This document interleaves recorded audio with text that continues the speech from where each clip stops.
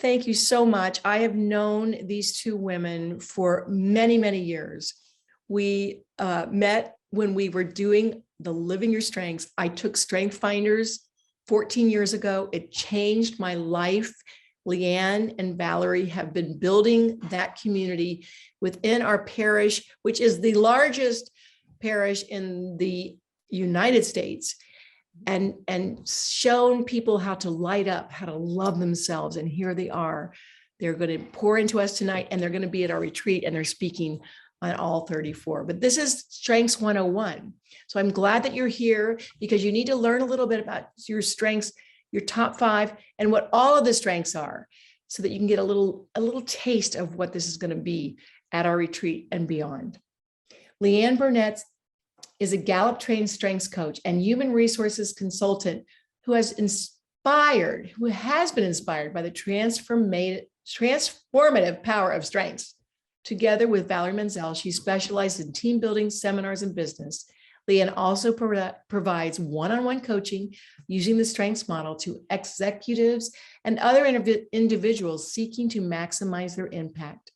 In addition to public speaking, Leanne's specialties include executive coaching, business issue coaching, career coaching, personal life coaching, employee engagement, and using strengths for conflict resolution. She graduated from the University of Notre Dame, where she studied accounting and philosophy. It's part of her story. In addition to her Gallup training, Leanne trained with Coaches Training Institute. Leanne, together with Valerie, leads the Living Your Strengths and Strengths Coaching Ministries at our church, the largest parish in the country. Her top 5 strengths are maximizer, strategic, positivity, ideation, and woo, which is winning others over. Help me welcome Leanne Burnett. Hi, Leanne. Hello. Thank you. Well, you are welcome. I'm so happy you're here, and I'm going to introduce your partner in crime and your partner in business with Strength Savvy.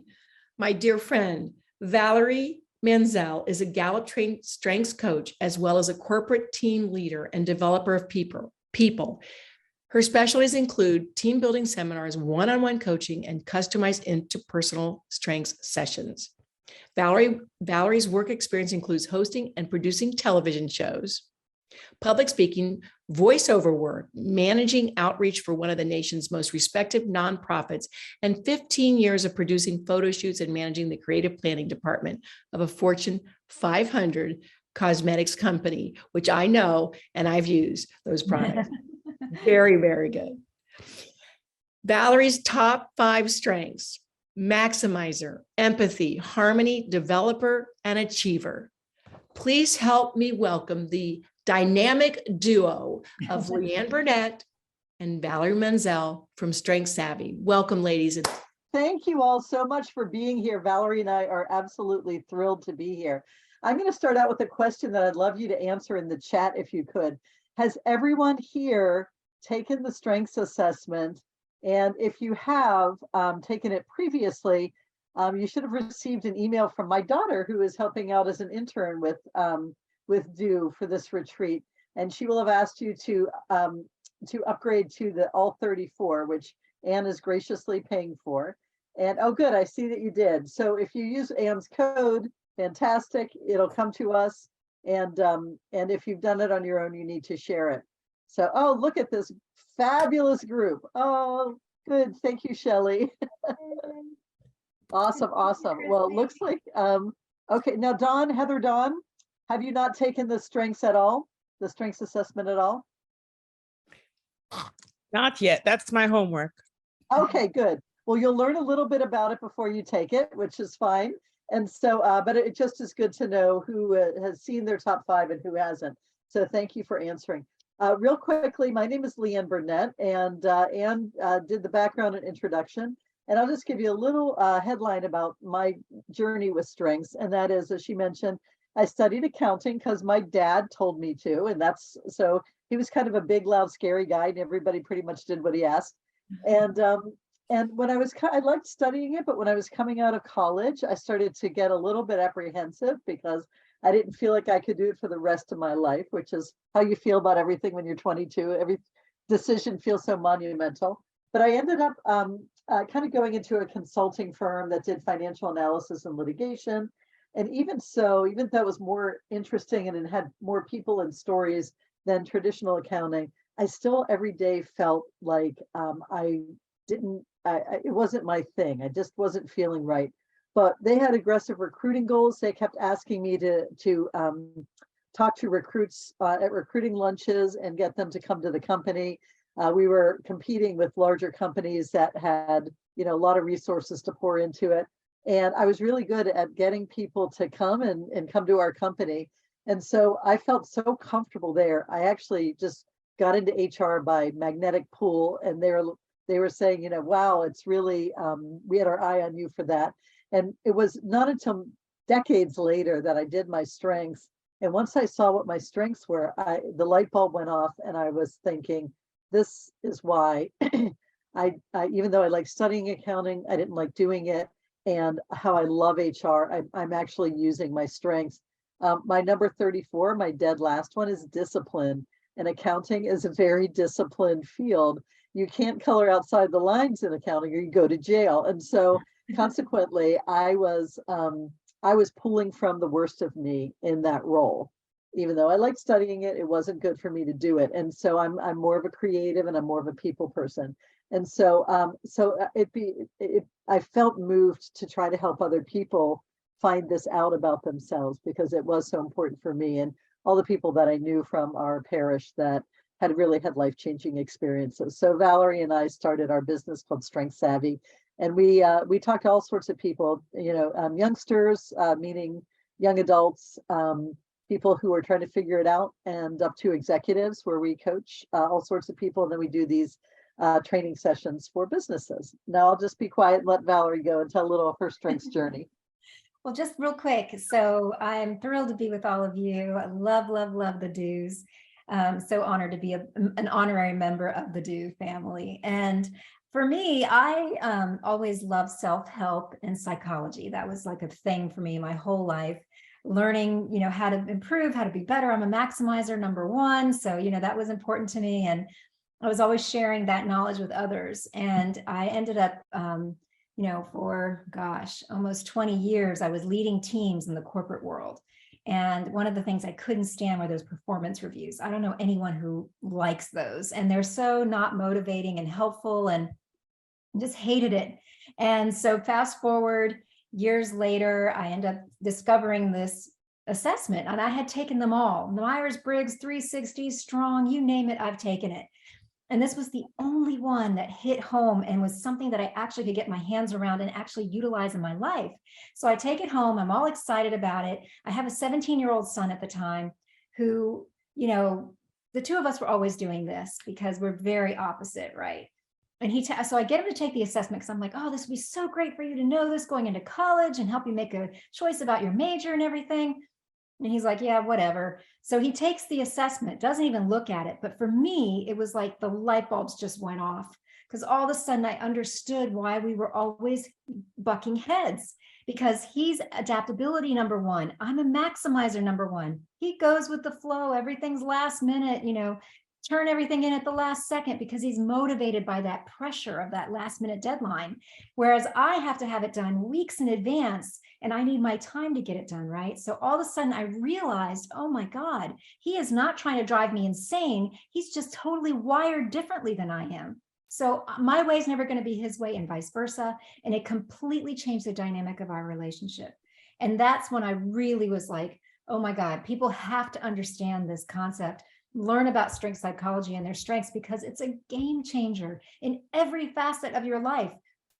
If you utilize this, your relationships will improve, communication will improve, the things you choose to do with your time and your talents, you'll make those better decisions for yourself.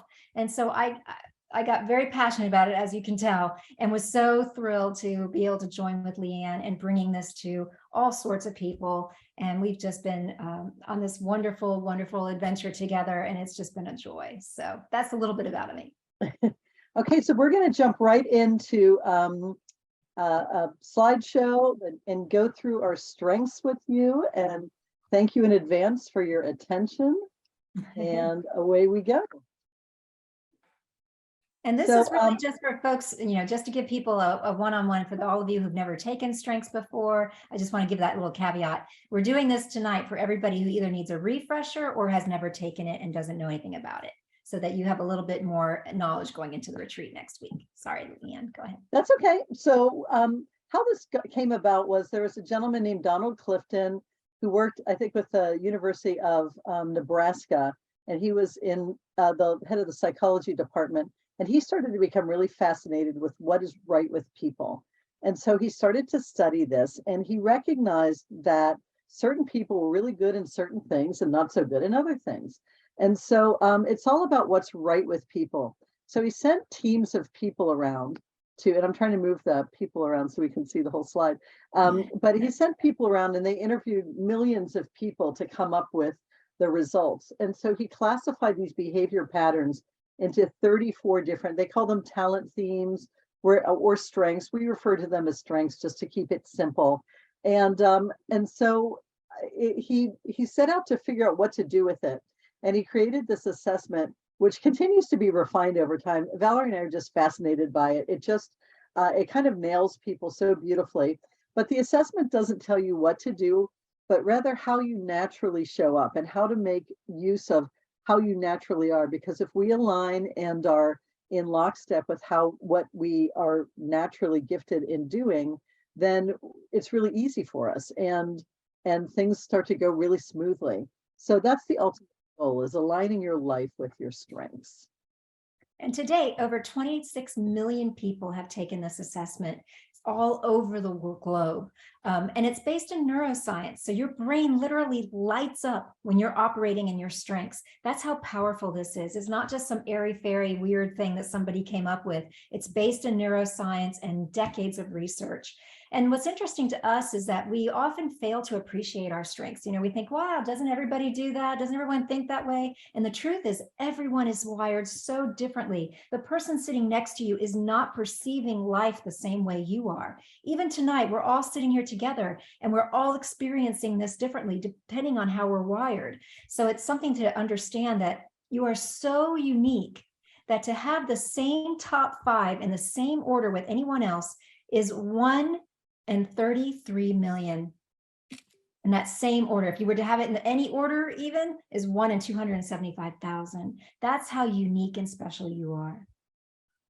Okay, and so now next, we're going to go through each of the individual strengths and talk about them and the traits they have. And we're going to kind of fly through them because we could spend 20 minutes on each one, but we won't do that to y'all because we have a timeline tonight. So Valerie, why don't you get us started with Achiever, since you're one of them?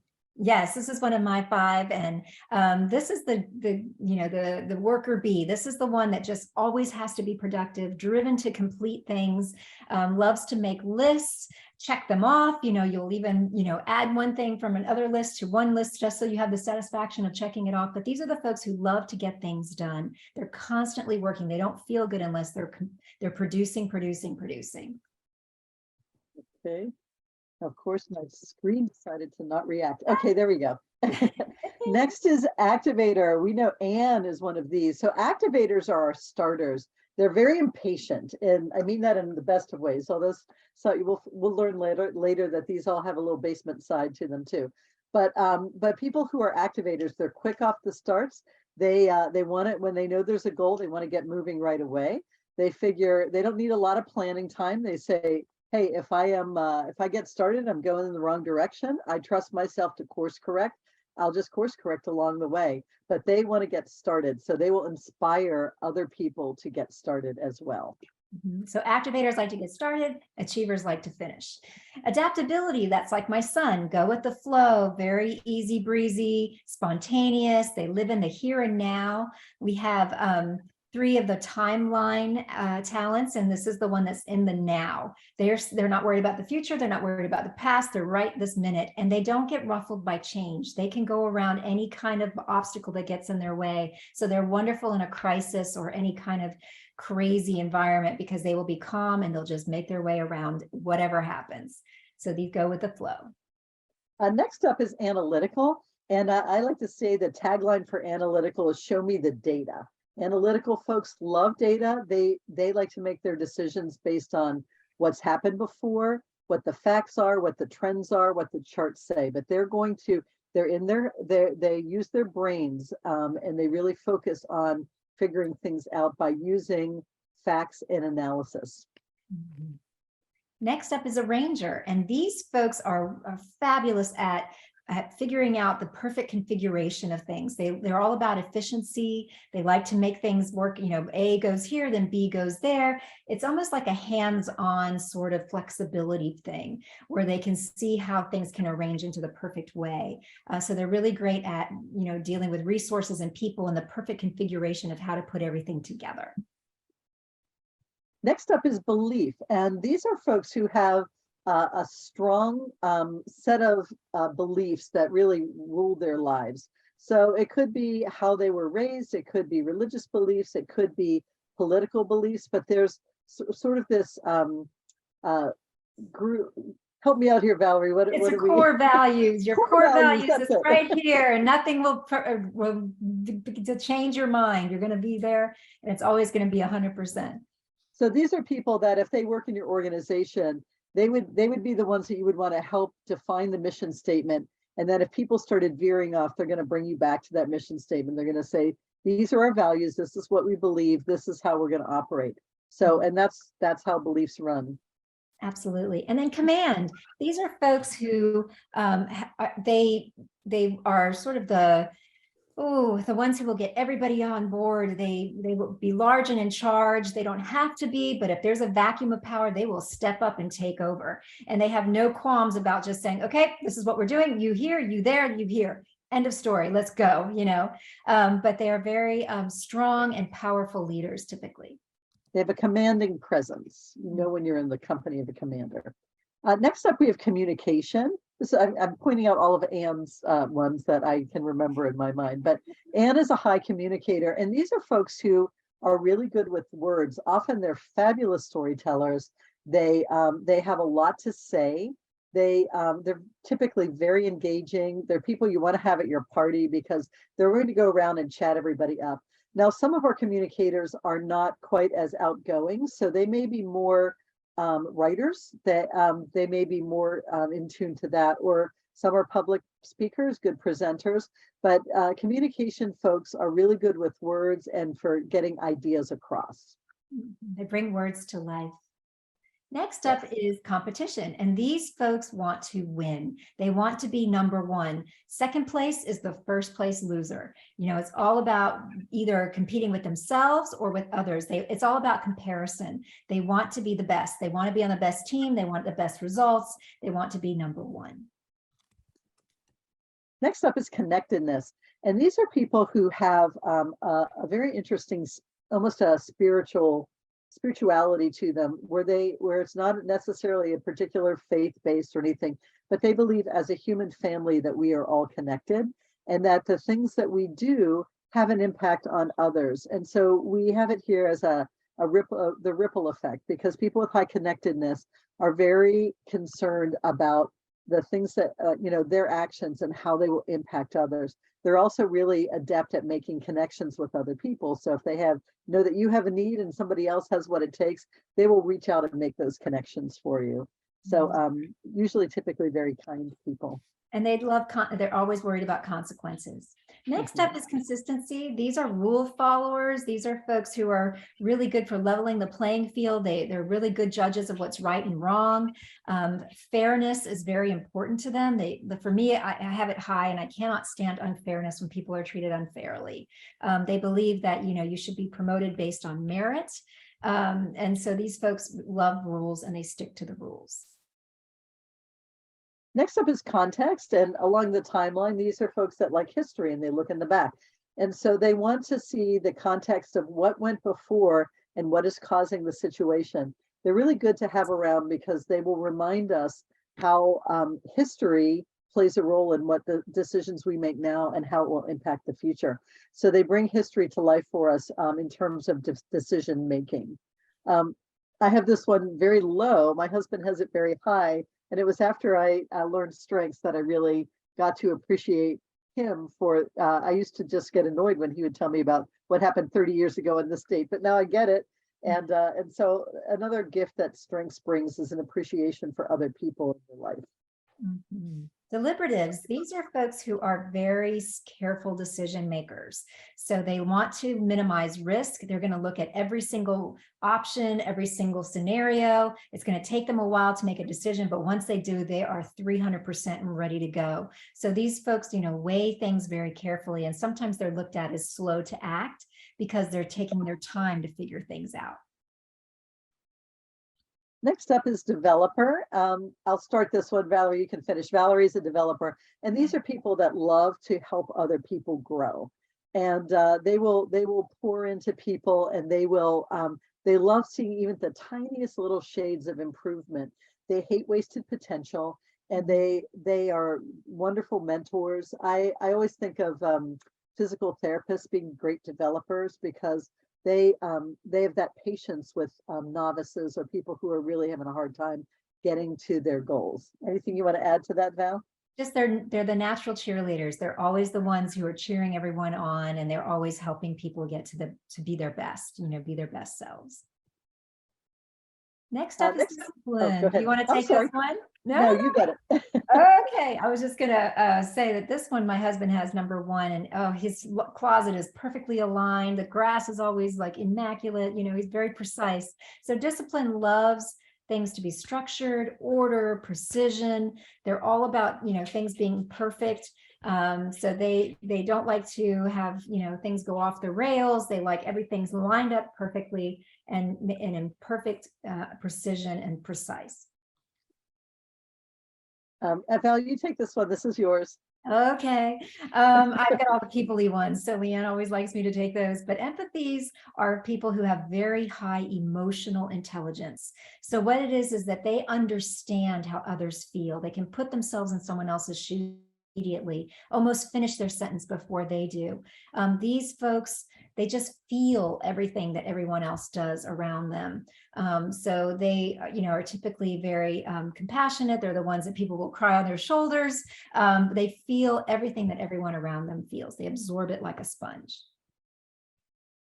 Next up is focus. This is exactly what you'd think it would be. People who are able to just cut the noise and focus on the goal, and they're almost undistractable. Mm-hmm. I'll take this next one. It's one of in my top 10. Next up is futuristic. So on our little timeline that we keep talking about, this is people who are focused on the future. And these are our visionaries. These are people who are very forward looking. They paint a picture of the future and how things could be. And they get everybody really focused on the future and moving toward that future vision. So they are our visionaries. Mm-hmm. Next up is harmony. This is also my top 5. And these are the peacemakers. These are people who will bring everyone together for consensus. They don't like conflict. They can handle it, but they don't love to live there because they just feel like it's a waste of your time. Why can't we all just get along? They're usually very talented leaders because they bring people together. Next up is ideation. This is in my top 5. And these are folks whose brains are just popping with ideas all the time. I can tell you they're not always good ideas, but we have ideas that we have to bring to life. Our brains are kind of like popcorn, and they just pop with ideas at all times. These folks are typically very creative, but if you've been in a brainstorming session with a high ideation, there's sometimes one person that is just like popping with so many ideas, and you can bet that that particular person is a high ideation. Those of us who have it have to like get them out of our heads and out onto the table so everybody else can dissect them as well. Mm-hmm. Next up is includer, and these are folks who cannot stand for anyone to be left out. They want to put their arms around everyone, and everyone has a voice, everyone's included, everyone's important. If somebody's left off to the side, they sit at the lunch room or whatever, they would be the ones to grab them and bring them over to the table. So they are just very kind, caring people who will always want everyone involved. Next up is individualization. This is sometimes a foil for the one we talked about earlier called consistency. And these are folks who really see the individual in everybody. They're very disinclined to categorize or group people. They would never say, oh, all of this nationality behaved this way and all of this behaves that way. They're looking at each person individually about what's inside, and they work to bring the very best of those people out. Some little fun facts, they're often really good gift givers because they really notice things that are, I see Shelley nodding. Are you an individualization, Shelley? Oh, it's your, okay, it's number 9. That's still high. So even, so that's a good point because it doesn't have to be top 5. Like we're going to go deeper, and the ones that you have in your top chunk are, you probably still have the characteristics and qualities that you can see these in yourself. But these are people who are willing to customize. So they'll see if somebody in their orbit needs a little more help or needs a little of this or a little of that. They're very happy to say to each according to his or her needs, rather than everybody gets the same. And so sometimes they can get in a little conflict with people who have high consistency, because consistency would like everything to be the same. And so it's just important to note that both of those styles have value and virtue, and to just recognize that where they come from a place of that's how they're built, and that is how they come to the world. And so it makes it a nice basis for compromise, just recognizing that, hey, just, you know, I may be different from how you think, but let's figure out a way to get through this so that we can make it work for everybody the best way. Exactly. Next up is input. These are people who love to archive and collect things, usually information. They'll either have physical files or electronic files, or they'll file things in their brain and be able to pull out random facts at any moment. They love to collect information. They love to learn. So these are folks who are just always like filing it away in case it's of use later on down the road, or maybe someone they know could use that information. They love to collect and archive. Next up is intellection. These are our deep thinkers. And so there are philosophers. These are people that typically need a lot of alone time to internally process the information that they bring into their bodies each and every day. And so some people that I've coached who have high intellection, they'll literally put time aside in their calendars for just quiet contemplative thoughts. They can sort through everything. They're not inclined to do it externally. They're really internal people, usually just really deep, deep thinkers. Next up is learners, and these are folks who love to learn. They love the process of learning. It's not about becoming a master at things. It's about the process of learning something. So they usually will go in deep on things that they're interested in, and they are lifelong learners, constantly need new information, need new things to keep their brains engaged. They love, love, love it to learn.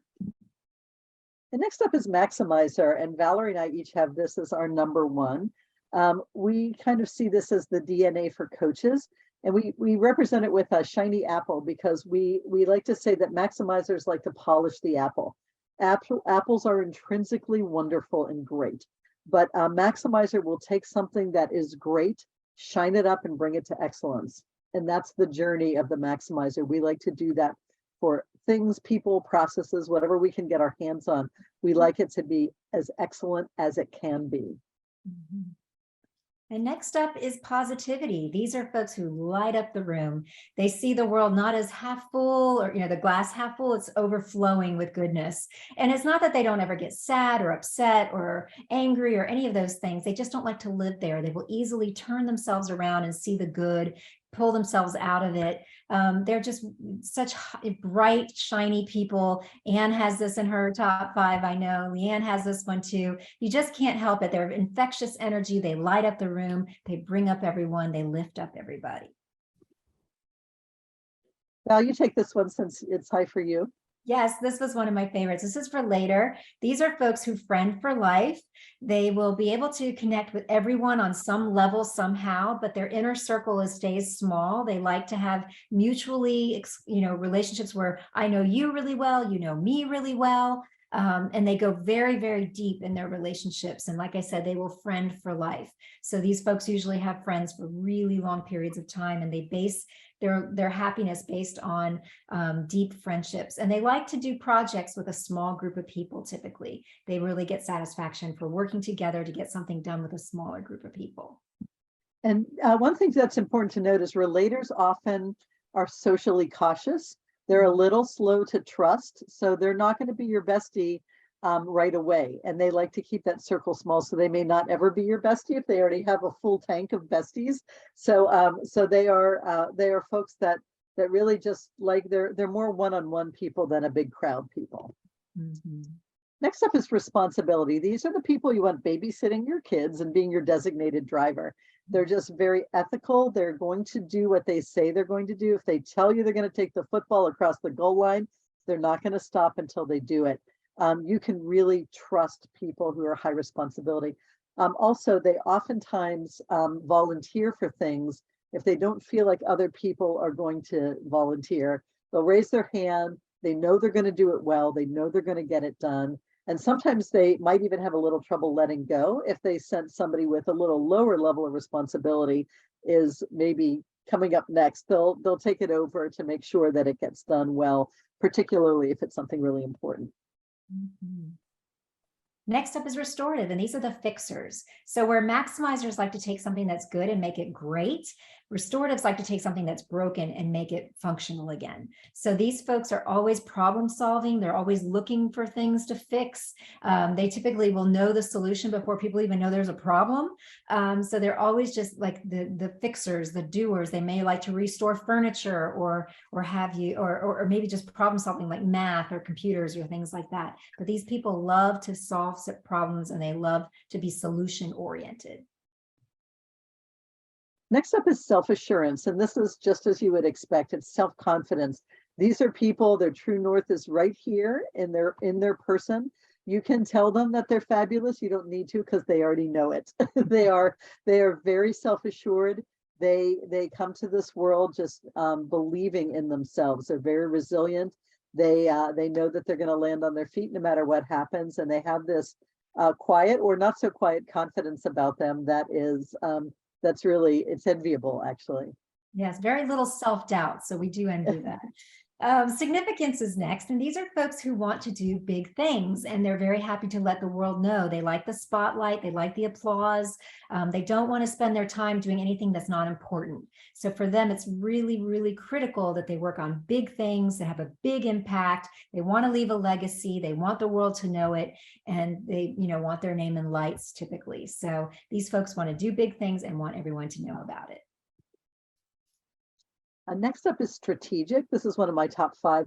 And these are people who have an efficiency toward the goal. So when there is a stated goal and everybody is aware of what that goal is, the strategic brain will immediately start to map out different ways to get there, multiple different ways to get there, and kind of, without really focusing on it even, kind of go through and cull through it and figure out the most efficient one toward the goal. It's interesting because there's a bit of immediacy to it because the brain starts to engage immediately, but then it takes a little bit of time to kind of cull through and figure out the best path. Strategics, just kind of like in a chess match, strategics have the ability to see around corners, to kind of think 3 jumps in advance. What's going to happen if I do this? They'll do this, and so they're kind of, it's very future oriented. They're looking for that best solution in the most efficient way. And last but not least is Woo, but Leanne, you should take Okay. this one. It's all you, baby. This one is all you. And Anne, we're the Woo Ann. girls. And so Woo is the only acronym in the whole grouping, and it stands for winning others over. And so these are typically people who meet other people very easily, often life of the party type of person. Not necessarily though, because sometimes you just have to have that emotional intelligence. If the situation calls for you to be low key, be low key. And so that's, but Woos will get in there and try to figure out what the person who they're engaging with likes or needs, and really goes to help them to see themselves as a solution. These are actual natural salespeople for the most part, even though I'm not personally a good salesperson, but Woos tend to be very good salespeople. But that kind of personality, like, I can understand and help you with what your needs are, and you're going to like me in the process. So those are the 35. And so now we're going to take a little bit of time, and we're going to take an exercise, and you're going to break up into little groups to do this. So if you have your phone near you, it would be great for you to take a photo of this so that you know what you are going to do in the chat room. But it's called Love Crazy Envy. So you think about which of your strengths you love the most. You just heard a little bit more about them. And if you think about it, which one do you use the most? Which one do you really rely on the most? And then here, Valerie, you take the rest of it. Yeah. So, and then which one drives you crazy? Which one gets you in trouble? For me, my maximizer gets way out of control, and my achiever will just make me work myself to death. So those are the things that we're asking you, like, which one is the one you love the most? That's really your superstar one. And then which one drives others or yourself crazy? And then which one do you wish you had higher on your list? I would love to have self-assurance. I don't have that very high at all. Boy, it would be so nice not to have self-doubt. So that would be the one for me. So we're going to take you into your breakout rooms. And we Take a few minutes to answer the, yeah, jot down have- the answers. Oh, sorry, Yeah. what? Beverly asked in the chat, is it just the top 5 we're looking at? It doesn't have to be. So if you have your whole list, you can pull from that, anything in the top half, so to speak, whichever ones you'd like. And we're going to just make this a quick breakout because we're running a little over time. So go ahead and talk amongst yourselves, chat amongst yourselves. We're going to do an exercise very soon, and we call this one balcony basement. And so, Valerie, why don't you explain it while I put it in the chat? Okay, so we all can agree that too much of a good thing can be a bad thing, right? So all of these have a dark side and a light side, because anything in any extreme usually isn't very productive or healthy. So we talk about the balcony and the basement of each talent, and it's okay to be in both. And typically we are, when my achiever gets out of control, I, don't know when to stop. I will work myself to death. I have a hard time stopping and taking a break, because I always feel like I have to get things done. I don't feel good unless I'm getting things done. So when I get in that mode, I'll tell Leanne, oh, I'm in the basement of my achiever right now. You'll have to bear with me, because I'll drive her crazy. Like, okay, let's get this done, this done, this done, this done.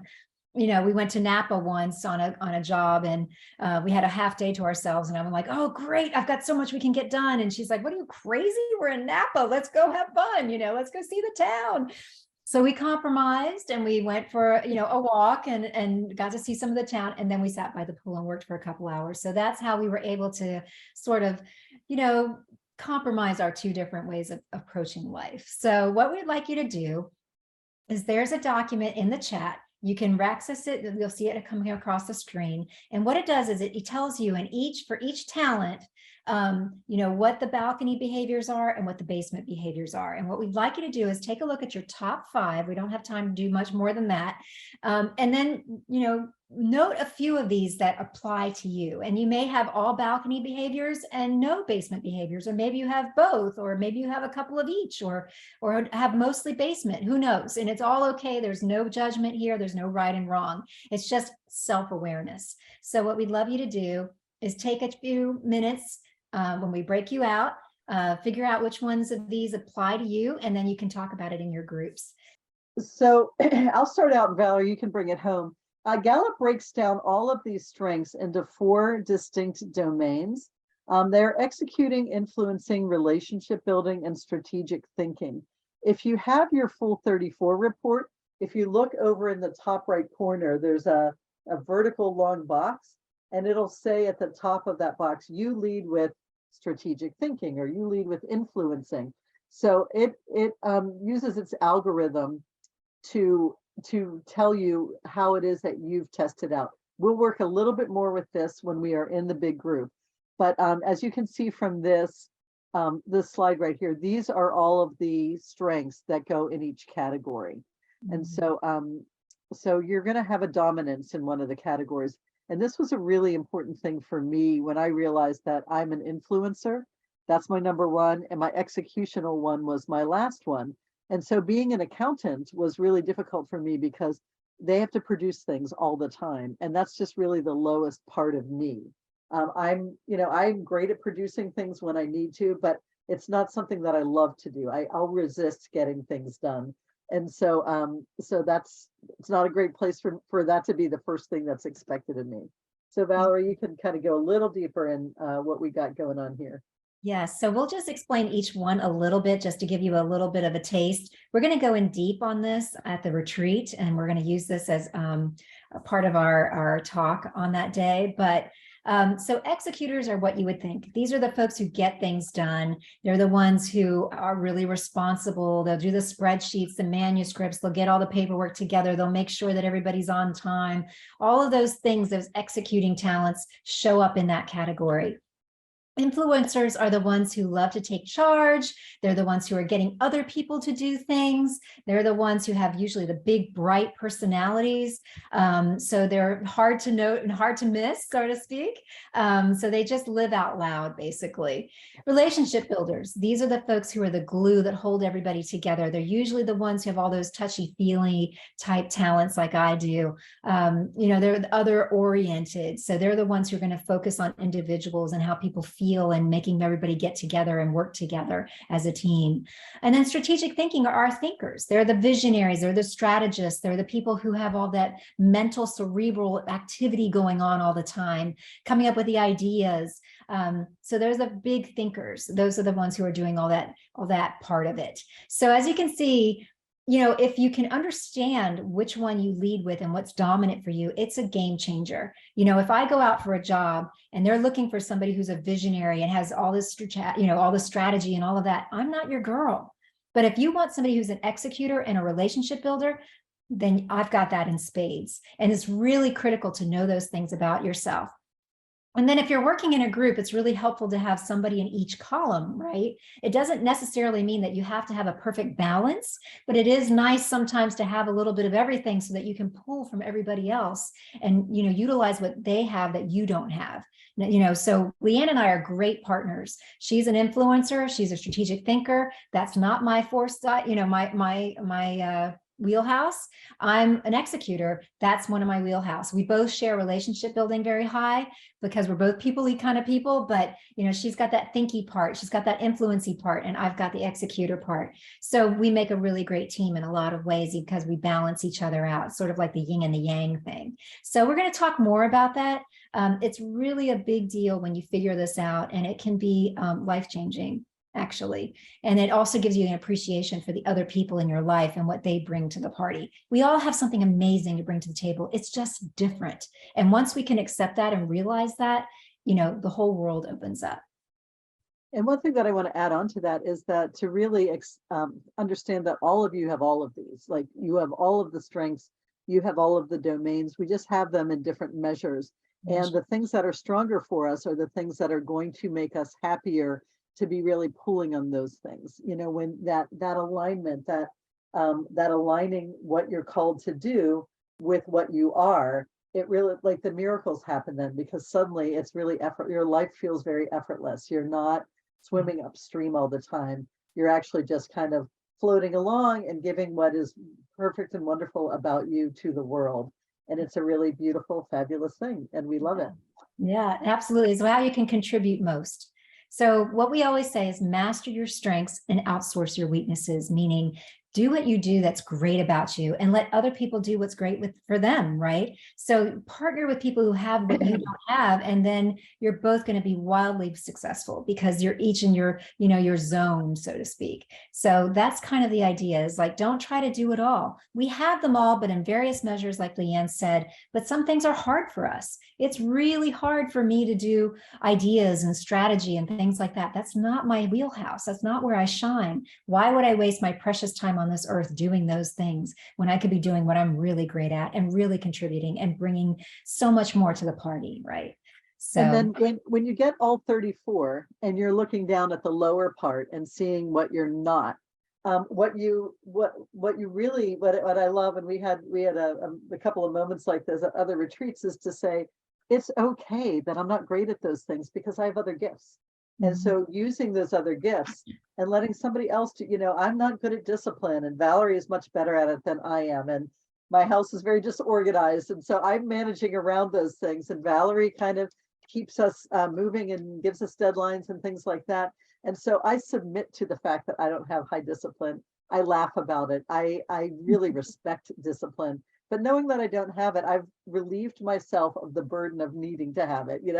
I just have other people help me. I'll pay them. I'll be happy to pay them, but I just don't have it. And that's fine. And I love myself anyway. So it's all good. And so just love the skin you're in and the who you are, and recognize you don't have it all.